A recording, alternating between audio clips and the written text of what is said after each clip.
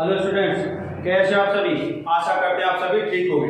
आपका अपने YouTube channel Vinod sir study points में स्वागत है। बच्चों, आज हम बहुत ही शानदार टॉपिक प्रॉफिट एंड लॉस के ऊपर बातचीत करेंगे। पेपर में आप किसी भी हिंदुस्तान के किसी भी पेपर में बैठते हो तो इसमें सबसे ज्यादा मैथ चैप्टर में से इसी में से क्वेश्चंस आते हैं। आज के बाद इस वीडियो को देखने के बाद लाभ हानि के सवाल में से आपसे कोई गलती ना होगी। वीडियो को पूरा देखना, काट काट करके नहीं देखना है। आज के बाद ध्यान से देख लेना, किसी भी सवाल में कोई गलती नहीं होने वाली। शानदार कॉन्सेप्ट और ट्रिक के साथ, दोनों के साथ ध्यान से देखना है। तो पहला सवाल है, यदि 12 वस्तुओं का क्रय मूल्य 9 वस्तुओं के विक्रय मूल्य के बराबर हो तो लाभ परसेंट क्या है। तो पूरे लाभ हानि में से यदि कोई भी सवाल आएगा तो लाभ की तुलना या हानि की तुलना सदैव करते हैं क्रय मूल्य पे, ये ध्यान रखना है। जो बट्टा देते हैं वो देते हैं एमआरपी पे, यानी कि अंकित मूल्य पे। लाभ हानि की तुलना सदैव करते हैं क्रय मूल्य पे, और जो छूट या जो एमआरपी ये बट्टा जो देते हैं ये देते हैं हम एमआरपी पर। तो ध्यान से देखना है। पहला सवाल बहुत ही इंपॉर्टेंट है। जैसे आज के युग में फैशन का शौक है, उसी प्रकार से पेपर में ये मानो फैशन तरीका से मानो इस सवाल का। ये बहुत ज्यादा बार पेपर में आ चुका है और बार बार इस टाइप का सवाल बार बार पेपर में आता रहता है। तो पहला सवाल, 12 वस्तुओं का क्रय मूल्य, 12 वस्तुओं का सीपी का अर्थ है कॉस्ट प्राइस, यानी खरीदी कीमत। 9 वस्तुओं के विक्रय मूल्य, 9 वस्तुओं का एसपी का अर्थ है सेलिंग प्राइस, इन बेचना के बराबर है। तो बराबर रख दिया। पूछना लाभ परसेंट बताओ। लाभ का सवाल हो सकता है, हानि का हो सकता है। नियम ये होता है कि जो हमारे अक्षर या जो शब्द है वो एक तरफ और अंक एक तरफ। तो हमें देखा हमारा जो एसपी शब्द है, ये जो बेचने वाला नाम है, ये हमारा गुणा में किसमें आएगा, यहाँ से भाग में। तो एसपी आएगा बटे में, 12 गुणा में ये आएगा भाग में। यानी हमें पता लगी क्रय मूल्य का सामने वाला मान क्रय मूल्य बन जाएगा और विक्रय मूल्य के सामने वाला विक्रय मूल्य का। यानी 9 रुपए की खरीदे और 12 रुपए में बेचिए, तो 9 रुपए का सामान खरीद कर और यदि हम उसको 12 में बेचें तो लाभ मिलेगा हमें 3 रुपए का। लाभ हो गया हमारा 3 का। और लाभ और हानि होते हैं सदैव पूरे गणित में लाभ हानि के में क्रय मूल्य पर, और क्रय मूल्य का मान है 9, तो बटे 9। और परसेंटेज का चिन्ह लगाने के लिए गुणा 100। 3 से काटेंगे को 3 बार और 3 से डिवाइड करेंगे, 33 सही 1/3%। तो इस सवाल का जो आंसर आएगा वो आएगा 33 सही 1/3%। बहुत ही शानदार सवाल था। सवाल नंबर 2, ये सारे के सारे सवाल जो वीडियो में है बहुत ही शानदार है, बार बार पेपर में आए हुए हैं। लाभ हानि के सबसे इंपॉर्टेंट सवाल है जो बार बार पेपर में पूछे जाते हैं। क्वेश्चन नंबर 2 की तरफ चलते हैं। क्वेश्चन नंबर 2 है कि एक फल विक्रेता द्वारा 33 केले बेचने पर 11 केलों के विक्रय मूल्य के बराबर लाभ होता है, तो लाभ परसेंट ज्ञात कीजिए। देखो पहले हम समझते, जिस बच्चे की ना समझ में वो चीज रख लेना। यदि लाभ का सवाल हो तो आपको घटाने हैं, और यदि हानि का सवाल हो तो आपको जोड़ने हैं। ये नीचे करने दोनों काम। लाभ का सवाल हो तो घटाने हैं और हानि के मान पर जोड़ने हैं। समझने की कोशिश करना, जो बच्चा ना समझ पाए वो रख लेना फिर। तो सवाल में बोला है 33 केले बेचने पर, यानी 33 वस्तुओं का एसपी, बेचने का अर्थ सेलिंग प्राइस, यानी विक्रय मूल्य, बेचना, बिक्री मूल्य, ये एक ही बात होती है। लागत मूल्य, औसत मूल्य, क्रय मूल्य, इन तीनों का एक ही अर्थ होता है कि 33 केले बेचने पर 11 केलों के विक्रय मूल्य के बराबर, 11 केलों के विक्रय मूल्य का अर्थ है बेचना। देखो बेचने का अर्थ एसपी इंग्लिश में सेलिंग प्राइस, और विक्रय मूल्य का अर्थ बेचने होता है सेलिंग प्राइस। यानी 33 केले बेचने पर 11 केलों के विक्रय मूल्य के बराबर लाभ होता है। यदि हम 33 केले बेच रहे हैं तो 11 के बराबर लाभ है। देखो लाभ का सवाल हो, हानि का सवाल हो, तो जो बाद वाली संख्या है वो तुम्हें सदैव ऊपर लेंगे, तो 11 लेना ऊपर।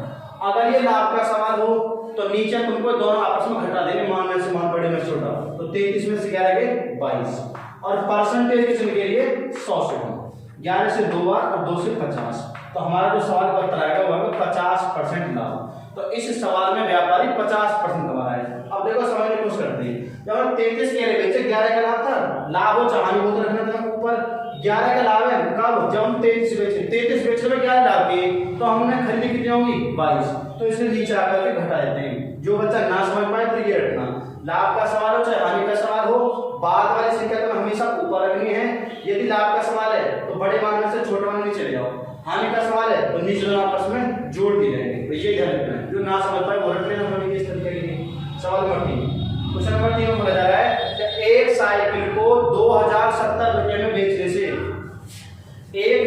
15% का लाभ होता है।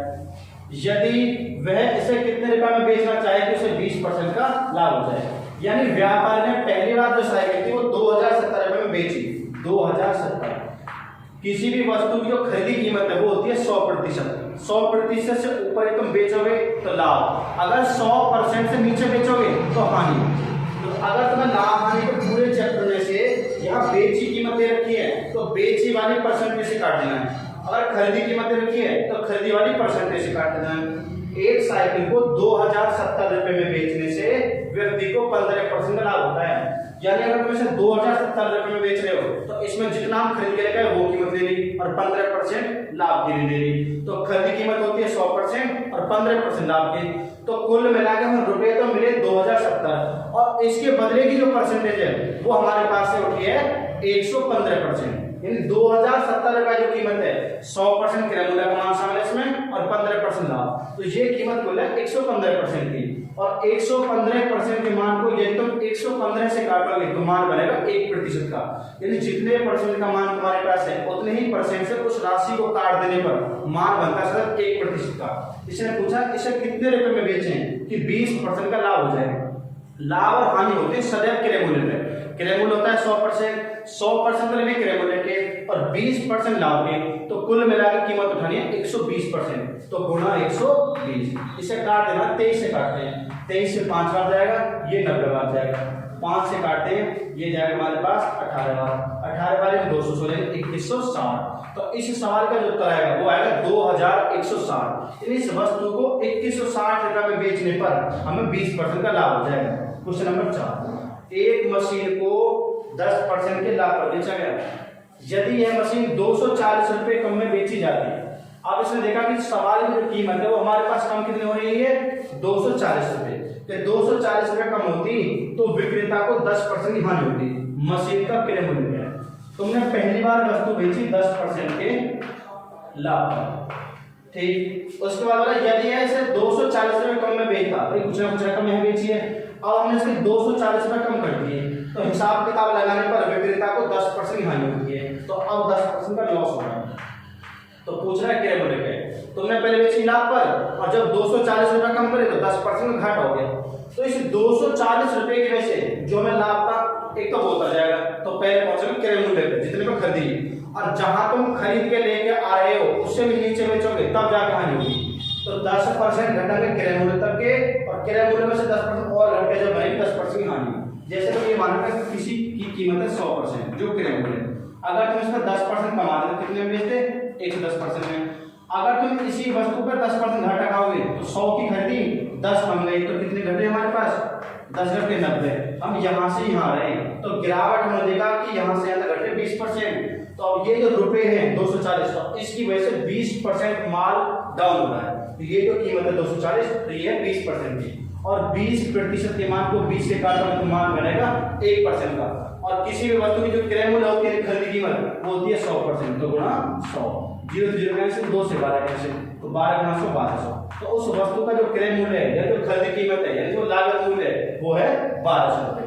बच्चों ये ध्यान में रखना जो बच्चे ना समझ पाए, यदि ये दोनों अपोजिट हो, एक लाभ हो एक हानि हो, तो इन दोनों को जोड़ दियो बराबर रुपए के। और यदि दोनों हो एक से, ये भी लाभ हो नीचे वाली परसेंटेज भी लाभ हो, या ऊपर वाली हानि परसेंट हो और नीचे वाली भी हानि परसेंट हो, यानी यदि एक से हो दोनों के दोनों लाभ लाभ या हानि हानि, तो आपस में घटाने बड़े में छोटे सदैव बैठेंगे बराबर रुपए के। और यदि दोनों अपोजिट हो, कोई सा एक लाभ हो और कोई सा एक हानि, तो इन दोनों को जोड़ देना है, ये बराबर होंगे सदैव हमारे पास इस राशि की जो तुम्हें राशि है। बच्चों आज का ये टॉपिक हमारा यही खत्म होता है। यदि आपको हमारे चैनल पे पढ़ाई बढ़िया लगी, आप संतुष्ट हो हमारे साथ में पढ़ने से, तो हमारे चैनल को लाइक करना, सब्सक्राइब करना, ज्यादा से ज्यादा बच्चों को शेयर करना, और यदि किसी बच्चे को प्रॉब्लम आती है तो कमेंट के माध्यम से पूछना। धन्यवाद बच्चों।